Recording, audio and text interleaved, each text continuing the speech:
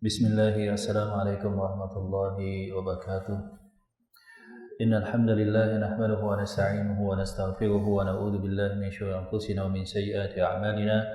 May yahdihillahu fala mudilla lahu wa may yudlil fala hadiya lahu. Asyhadu an la ilaha illallah wahdahu la syarika lah wa asyhadu anna Muhammadan abduhu wa rasuluhu salawatullahi wa salamuhu alaihi. Tsumma amma ba'du, ayyuhal ikhwah. Kembali kita lanjutkan walhamdulillah pembacaan daripada matan kitab Tauhid alladzi huwa haqqullahi 'alal 'abid yang ditulis oleh Syekh Muhammad Ibnu Abdul Wahhab rahimahullahu taala rahmatan wasi'ah. Dan sebelumnya kita telah masuk pada bab yang kedua, babu fi bayani fadli tauhid wa annahu yukaffiru dzunub. Bab keutamaan tauhid dan bahwasanya tauhid itu bisa menghapus dosa. Telah kita bacakan hadis Ubadah bin Samit di mana Rasulullah SAW beliau menyebutkan, telah kita bacakan ayat yang pertama, alladzina amanu wa lam yalbisu imanahum bidzulmin ulaika lahumul amnu wa hum muhtadun. Begitu juga hadis yang pertama, hadis Ubadah bin Samit, yang siapa yang bersyahadat la ilaha illallah wahdahu la syarikalah wa anna Muhammadan abduhu wa rasuluh wa anna Isa abdullahi wa rasuluh wa kalimatuhu alqaha ila Maryam wa ruhum min wal jannatu haqq wan naru haqq adkhalahu Allahul jannah ala ma kana minal amal. Begitu juga hadis yang berikutnya, hadis daripada Itban, di mana Aidban meriwayatkan, dikeluarkan oleh Imam Al-Bukhari dan Muslim, fa innallaha harrama 'alan nari man qala la ilaha illallah yabtaghi bidzalika wajha Allah. Jadi Allah Subhanahu wa taala mengharamkan atas neraka barang siapa yang mengucapkan kalimat la ilaha illallah karena ikhlas mencari wajah Allah Subhanahu wa taala. Kita lanjutkan pada hadis berikutnya, wa Abi Sa'id Al-Khudri radhiyallahu taala anhu, daripada Sa'id Al-Khudri. Ini batas kajian kita sebelumnya, bahwa Rasulullah SAW beliau bersabda, Nabi Musa beliau berdoa kepada Allah, alimni kalimatan alimni syai'an adkuka wa ad'uka bih. Ya Allah, ajarkan kepadaku satu kalimat yang dengannya aku mengingat engkau dan berdoa kepada engkau. Qala Allah, maka Allah Ta'ala menjawab permohonan Nabi Musa, qul la ilaha illallah, katakanlah kalimat la ilaha illallah. Qala ya Rabbi kullu ibadika yaquluna hadha, maka Musa berkata, wahai Allah, semua hamba engkau mengucapkan kalimat la ilaha illallah. Maka Allah Subhanahu wa Ta'ala berfirman, ya Musa law anna samawati sab'a wa amirahunna ghairi wal aradina sab'a fi kiffatin wa la ilaha illallah fi kiffatin malat la ilaha illallah, malat bihinna la ilaha illallah. Maka Allah Subhanahu wa taala berfirman, wahai Musa, seandainya 7 lapis langit dan juga semua penduduknya selainku dan juga bumi yang 7 lapis pada satu timbangan dan la ilaha illallah pada timbangan yang lainnya, maka yang lebih berat adalah kalimat la ilaha illallah. Ya, kalimat la ilaha illallah. Maka jemaah rahmat Allah Subhanahu wa taala, di sini kita mengetahui keutamaan daripada la ilaha illallah, dan bahwa la ilaha illallah itu melebihi dunia dan seisinya jikalau ditimbang dengan satu timbangan. Dan ini adalah hadis-hadis yang umum, dijelaskan oleh para ulama bahwa ini adalah hadis-hadis yang mutlak tentang keutamaan tauhid, tentang keutamaan la ilaha illallah. Akan tetapi itu ditakyid, dibatasi juga dengan amal. Dibatasi juga dengan amal. Sebagaimana hadis yang telah kita sebutkan sebelumnya, ala ma kana minal amal, tergantung dengan amalnya juga. Maka jikalau seseorang bertauhid, dia mencukupi syarat tauhid dan syarat la ilaha illallah, kemudian dia mengerjakan dosa atau dia bertaubat sebelum wafat, atau dosanya lebih sedikit atau amalnya lebih banyak daripada dosanya, maka dia langsung masuk ke dalam surga Allah Subhanahu wa taala. Akan tetapi barang siapa yang bertauhid kemudian dia melakukan dosa besar atau dia bahkan terus-menerus melakukannya sampai dia wafat tanpa sempat bertaubat, maka keadaannya adalah tahta masyiatillah. Dia di bawah kehendak Allah Subhanahu wa taala. Bisa jadi dia langsung masuk ke dalam surga Allah Subhanahu wa taala, bisa jadi dia singgah dulu di neraka Allah Subhanahu wa taala. Maka ahli tauhid tidak menyepelekan dosa. Tidak menyepelekan dosa, sebab dosa itu juga bisa melemahkan at-tauhid. Dan seseorang tidak tahu kapan dia wafat.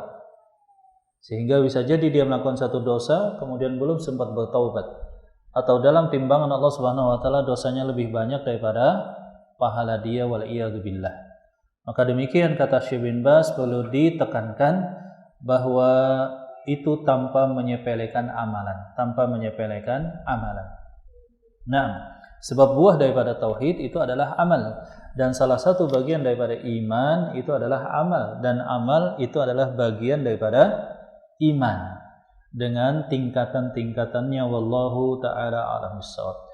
Maka sebagaimana firman Allah Subhanahu wa taala sebagaimana firman Allah Subhanahu wa taala tentang mereka yang berbuat kezaliman, kemudian mereka bertaubat kepada Allah Subhanahu wa taala, maka dosanya diampunkan oleh Allah Subhanahu wa taala. Jadi dengan batasan demikian, dengan batasan amal. Wallahu taala alam bissawab. Kemudian la ilaha illallah ini adalah kalimat yang sangat utama. Akan tetapi kalimat ini mempunyai rukun dan syarat. Telah kita sebutkan bahwa yang pertama, makna kalimat yang betul daripada la ilaha illallah adalah alla ma'budu haqqun illallah. Tidak ada yang berhak diibadahi melainkan hanya Allah. Kemudian yang kedua, bahwa la ilaha illallah mempunyai dua rukun. Apa itu? An-nafyu wal itsbat. Penafian, tidak ada ilah yang berhak diibadahi. Kemudian itsbat, penetapan bahwa yang diibadahi hanyalah satu-satunya adalah Allah Subhanahu wa taala.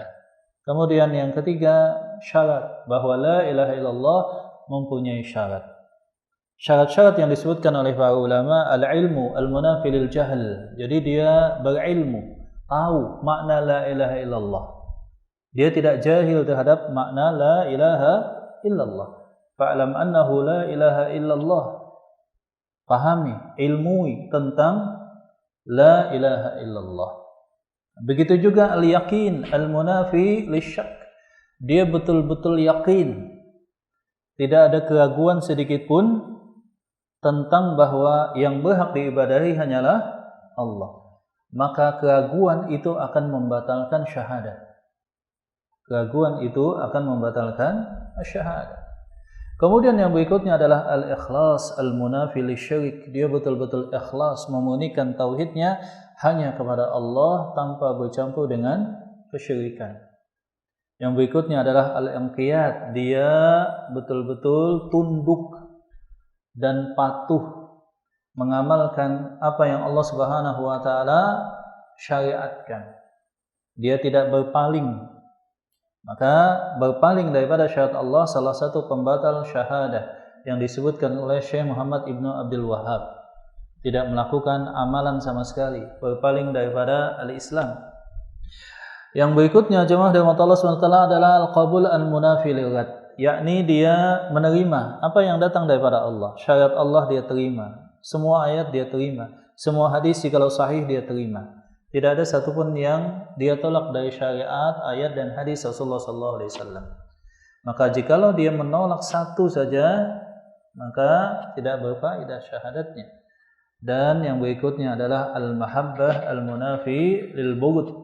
Dia mencintai kalimat la ilaha illallah, mencintai Allah, mencintai Rasulnya, mencintai al-Islam, dan tidak ada kebencian sedikit pun.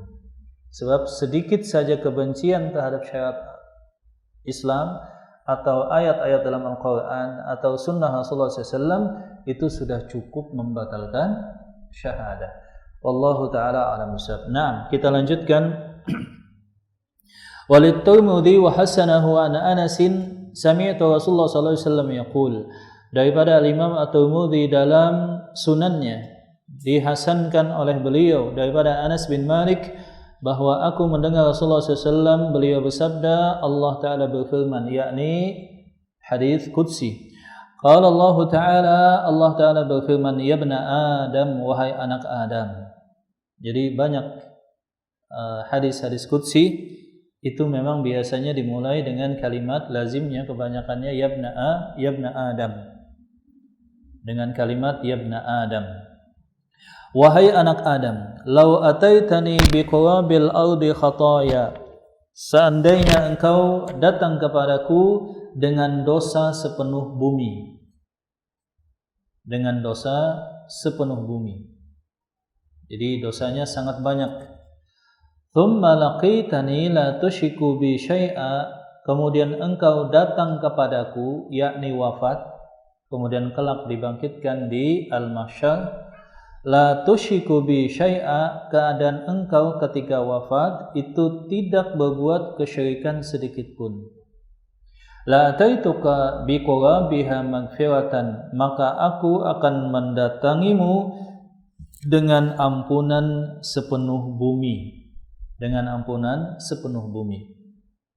Maka para ulama menjelaskan hadis ini bahwa hadis ini adalah dalil yang menunjukkan bahwa tauhid itu bisa mengampunkan, atau salah satu sebab yang menjadikan Allah Subhanahu wa taala mengampuni dosa seorang hamba walaupun dia belum sempat bertaubat. Tadi telah kita jelaskan bahwa seseorang yang berbuat dosa kemudian dia tidak sempat bertaubat, akan tetapi dia bertauhid kepada Allah, bisa jadi Allah taala mengampunkan dengan tauhidnya dosa yang dia telah lakukan.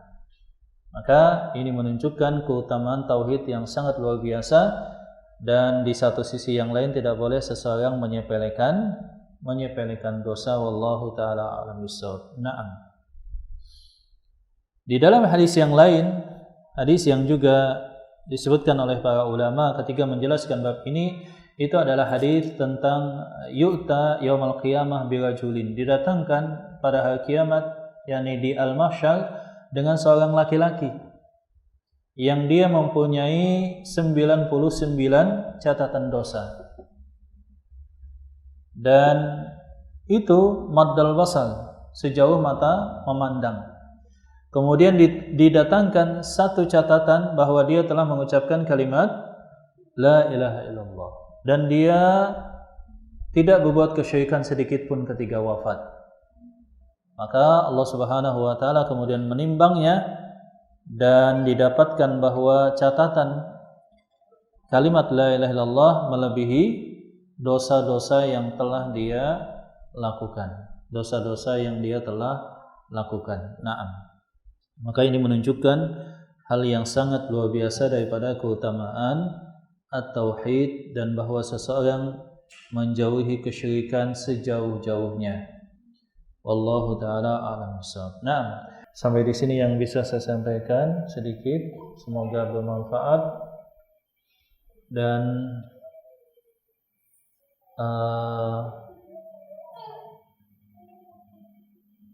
kita juga berdoa kepada Allah semoga pandemi cepat selesai, sebab belakangan memang mulai kembali meningkat dengan izin Allah Subhanahu wa taala.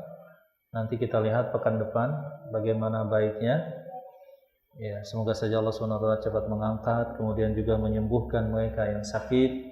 Begitu juga menerima mereka yang wafat di atas iman karena pandemi ini sebagai syuhada di sisi Allah Subhanahu wa taala. Innahu qaribun mujibud da'awat.